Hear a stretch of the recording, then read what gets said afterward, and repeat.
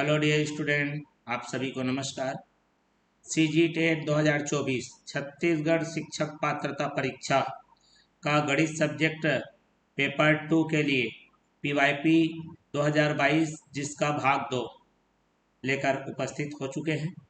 CG TET में 2016 से लेकर 22 तक जितने भी सवाल पूछे गए थे गणित से संबंधित, उन सभी प्रश्नों का प्रत्येक प्रश्नों का संपूर्ण हल हम लेकर 1 बाय 1 सीरीज के माध्यम से आ चुके हैं। इससे भी पहले हमने 2016, 2017 और 2019 का पूर्ण पेपर 2 का गणित का सॉल्व कर लिया है। जो विद्यार्थी उनको नहीं देख पाए हैं उनके लिए डिस्क्रिप्शन बॉक्स में लिंक अवेलेबल है, वहां से जाकर आप उस वीडियोस को देख सकते हैं। तो चलिए, इस वीडियो में हम लोग पीवाईपी 2022 का भाग 2 लेकर आ चुके हैं, जिसमें आज आपको 20 प्रश्न देखने को मिलेंगे। तो चलिए शुरुआत करते हैं। तो सभी विद्यार्थियों का मैं अपने इस प्यारे से यूट्यूब चैनल में हार्दिक अभिनंदन एवं स्वागत करता हूं, जिसका नाम है बीके मैथ्स एजुकेशन।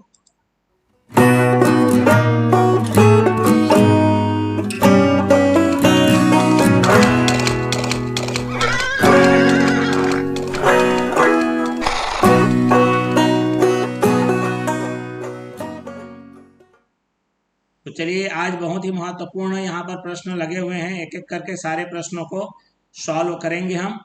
तो बढ़ते हैं पहले प्रश्न की ओर। आज इससे पहला जो हमारा पहला भाग है वो बन चुका है।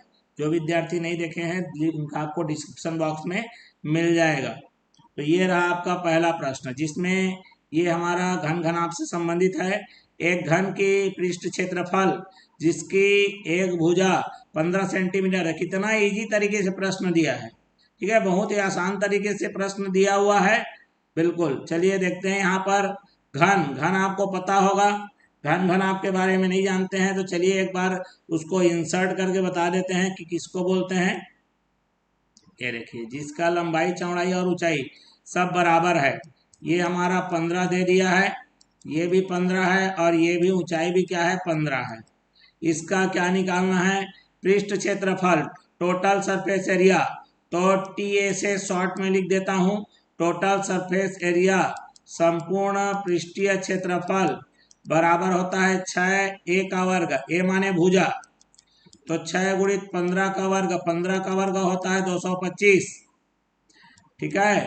225 दोनों कितना हो जाएगा, 450 दिया, कितना हो जाएगा 1350, ठीक है। सेंटीमीटर स्क्वायर में आंसर आएगा ऑप्शन नंबर डी। बहुत ही साधारण सा प्रश्न है। चलिए ये देखिए, फिर आ गया हमारा 3D से रिलेटेड। एक घनाभ के आकार का क्षेत्रफल ज्ञात कीजिए जिसका द्रव्यमान या फिर जिसका आयतन 900 घन सेंटीमीटर तथा ऊंचाई क्या दे दिया है हमको, 5 मीटर दिया गया है। तो इसका प्रश्न का पहले मतलब समझिए, ठीक है, प्रश्न का पहले मतलब समझिए। चलिए इसके लिए फिर से इसी को ले लेते हैं, हम लोग कॉपी कर लेते हैं यहाँ पर। चलिए, ताकि आपको अच्छे से समझ में आए कि क्या कहना चाह रहा है। घनाभ के आकार का क्षेत्रफल ज्ञात कीजिए, ठीक है। अंग्रेजी में जब पढ़ेंगे तो बेस, अब यही चीज है अंग्रेजी हिंदी में, अगर उसे आप हिंदी में करोगे तो समझ में आएगा नहीं थोड़ा सा वो क्या कहना चाह रहा है। समझ रहे हो बात को। तो ये देखो, ये इसकी बात कर रहा है। ये जो नीचे में है ना, ऐसी ही तल, ये जो तल है नीचे में, इसी की बात कर रहा है। पहले प्रश्न को समझना जरूरी है, ठीक है। तो अगर समझ में नहीं आता है हिंदी में तो ये बेस इसको बोला जाता है, ये बेस है, ऐसी का क्षेत्रफल। जब इस बेस को आप ऊपर से अगर देखेंगे तो आपको ऐसा है चौकोन नजर आएगा, आएगा कि नहीं आएगा। ऐसी का क्षेत्रफल बोला है। तो ये हमारा क्या रहेगा, लंबाई, और ये क्या रहेगा मेरा, चौड़ाई। ये लंबाई और ये चौड़ाई, और ये ऊंचाई आपको दे दिया गया है 5, और इसका आयतन दे दिया है 900। तो आयतन बराबर क्या होता है, लंबाई गुणा चौड़ाई गुणा ऊंचाई, होता है कि नहीं होता है, बिल्कुल। और ये क्षेत्रफल निकालने को बोला है आधार का। आधार का क्षेत्रफल मतलब लंबाई गुणा चौड़ाई, ये निकालने को बोला है। रख दीजिए हमारा आयतन 900, लंबाई गुणित चौड़ाई गुणित में ऊंचाई दे दिया है 5 से काट दीजिए, 18 पंचे 90 होता है। लंबाई गुणित चौड़ाई जो कि आ जाएगा 180। क्लियर हो गया। और वो भी किस में आएगा, मीटर स्क्वायर में। 180 दिया है, यही मेरा आधार है, वो आकार लिख दिया है। ठीक है, आधार होना चाहिए, इसीलिए तो कंफ्यूज होंगे। ठीक है, चलिए बात समझ में आ गया। यहाँ पर देखो अंग्रेजी में बेस्ट लिखा है, यहाँ आकार, आकार क्या समझ में आएगा, आधार है वो। ठीक है, चलिए 180 हमारा डी ऑप्शन में है। नेक्स्ट देख लेते हैं।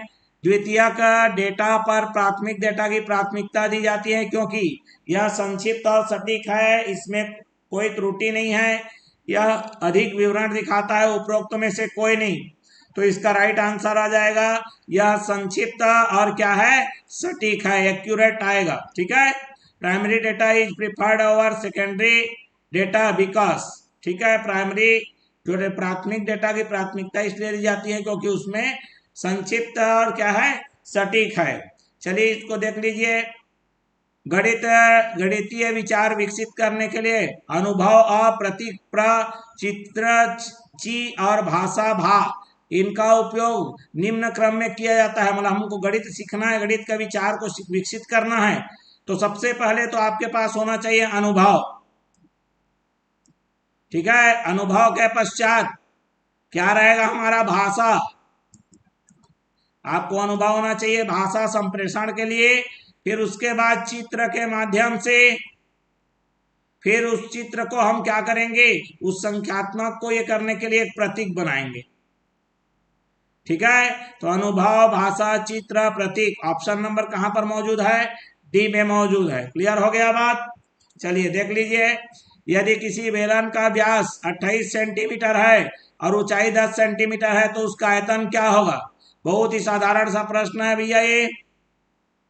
बेलन देख रहे हैं आप, इसका व्यास दे दिया 28, ऊंचाई दे दी गई है 10, क्या होता है, तो इसके लिए त्रिज्या, त्रिज्या का मान हो जाएगा व्यास का आधा, मतलब 14 हो जाएगा। आपको निकालना क्या है, आयतन बराबर क्या हो जाएगा मेरा, पाई आर स्क्वायर एच।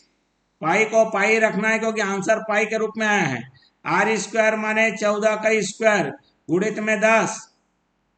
ठीक है, 14 गुणित 14 करेंगे, 15 15 225 होता है, 14 14 196 होता है, और दहम 10 गुणा करेंगे तो 196 में जीरो लगाना पड़ेगा, और 1960 पाई हमारा राइट आंसर हो जाएगा।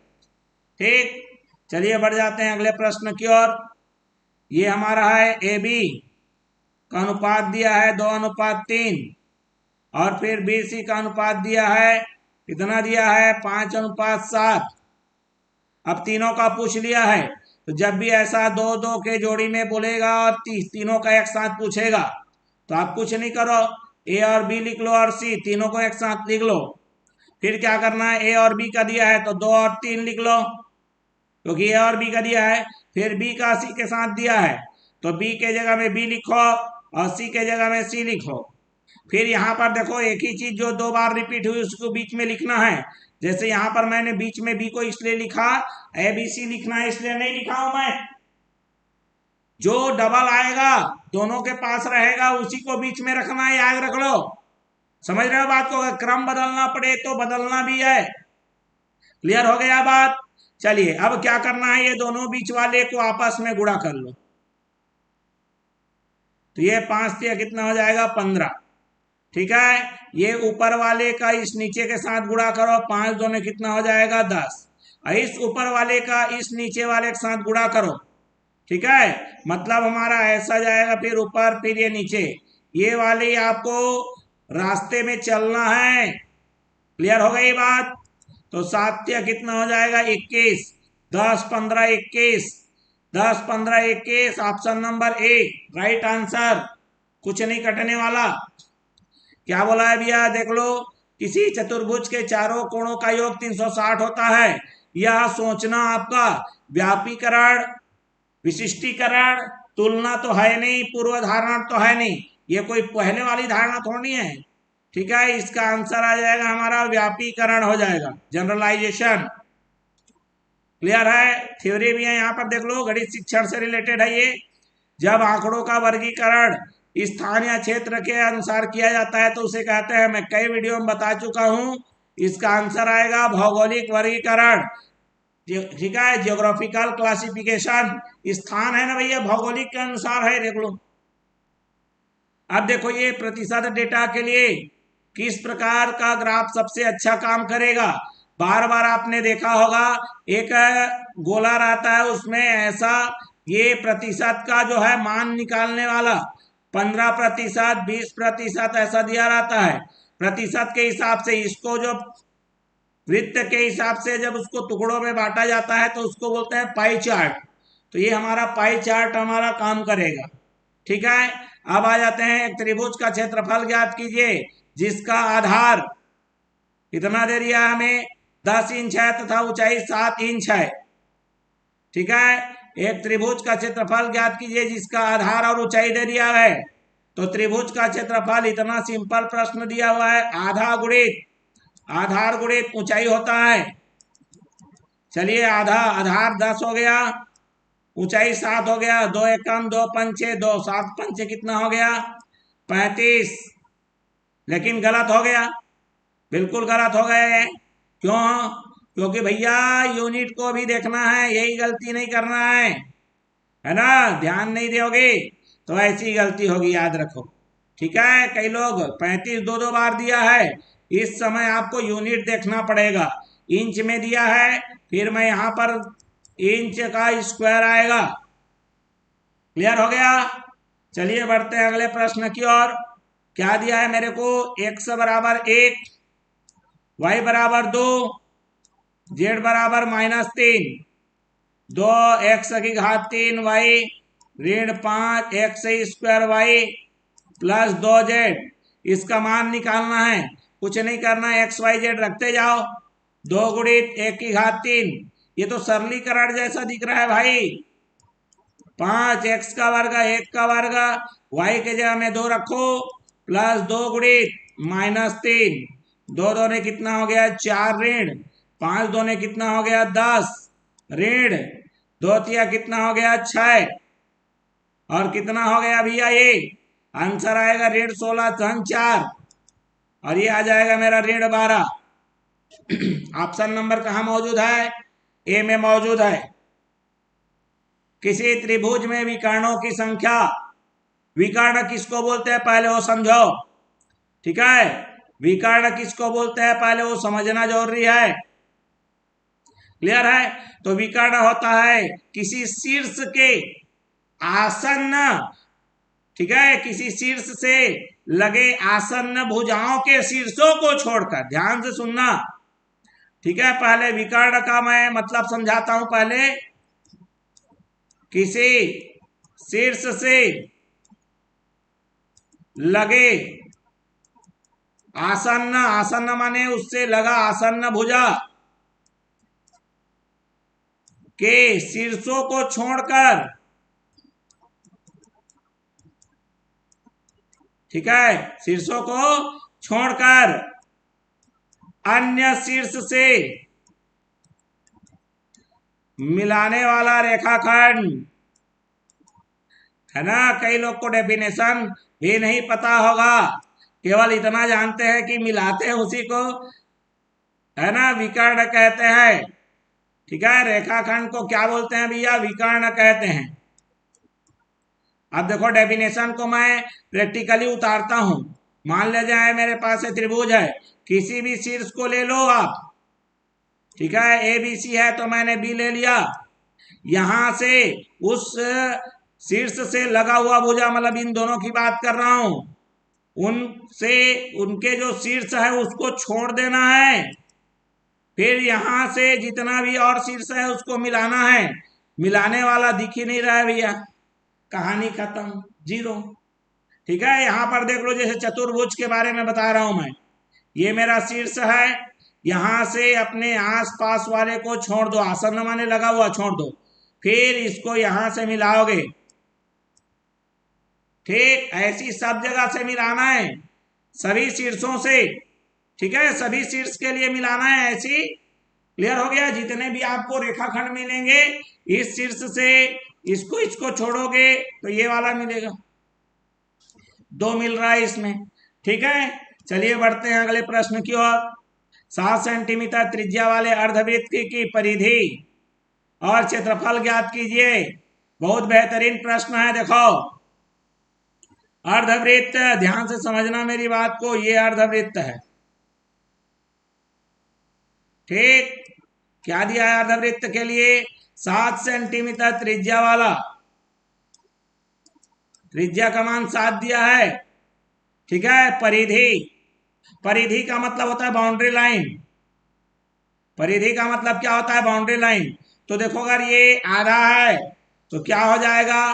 पूरा रहा था तो 2 पाई आर, आधा है तो क्या हो जाएगा? पाई आर, और प्लस ये भी तो बाउंड्री है ना, तो त्रिज्या कितने बार लोगे? 2 बार लोगे।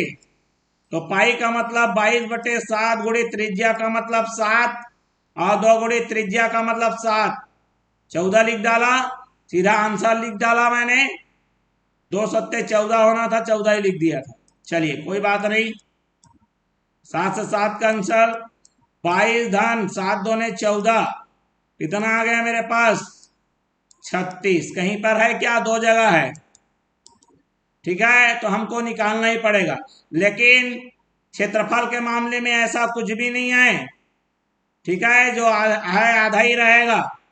तो क्षेत्रफल क्या हो जाएगा? पाई आर का वर्ग बटे में 2, पाई मतलब 22/7, 7 का वर्ग बटे में 2, 2 से कितने बार में? 11 बार में, और 7 से 7 कट जाएगा, तो 11 गुणे 7 मतलब कितना हो जाएगा? ये 77। तो 36 के साथ आपका 77 आएगा।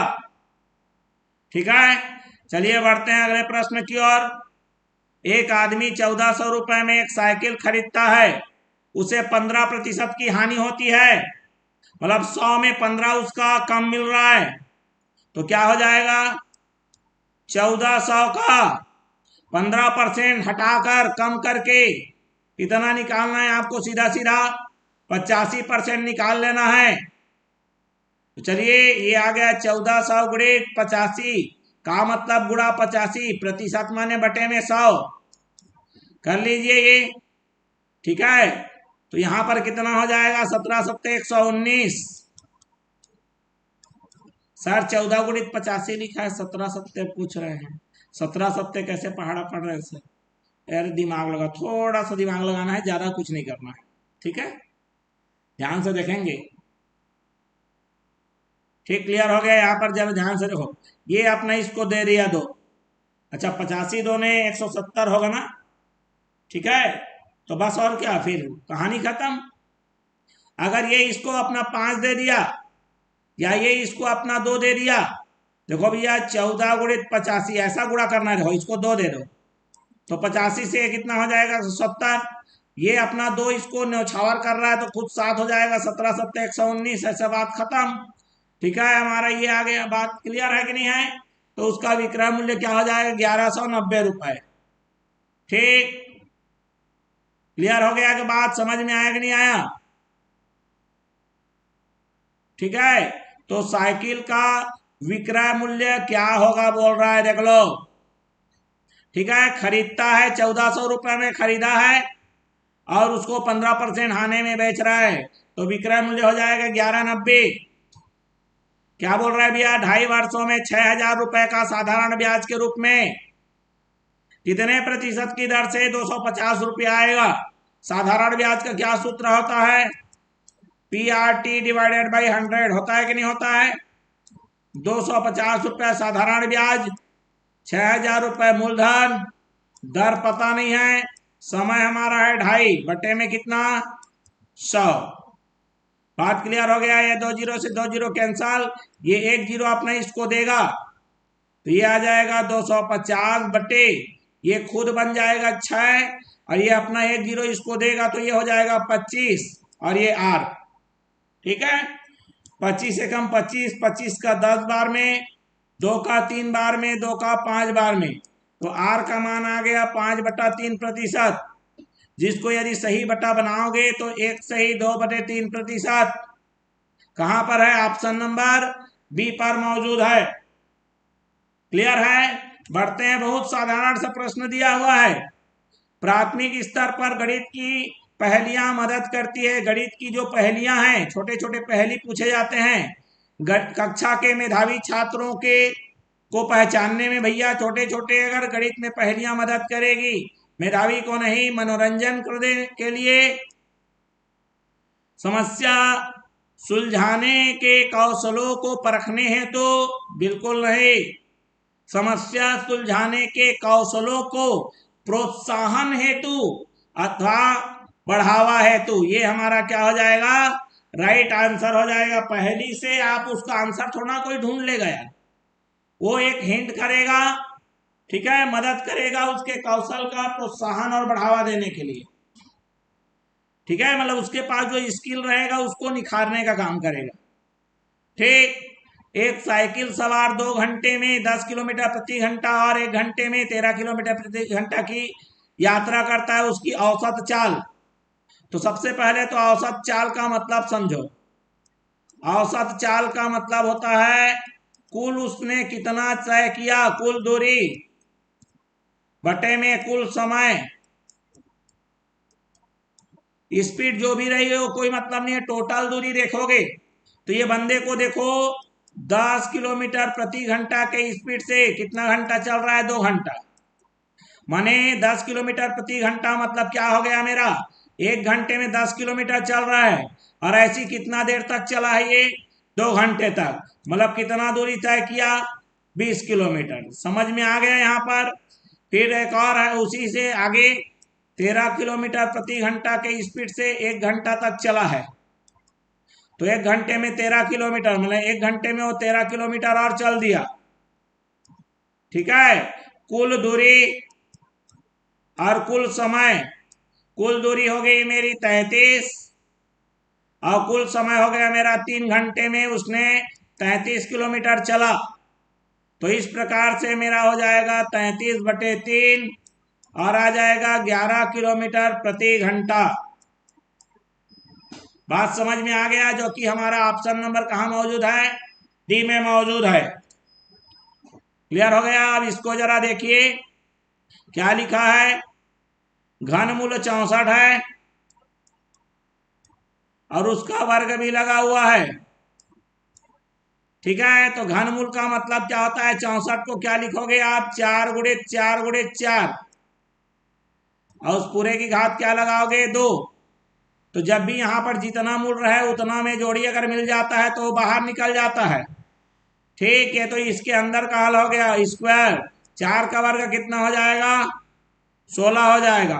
ऑप्शन नंबर कहाँ मौजूद है, बी में मौजूद है। क्लियर हो गई बात।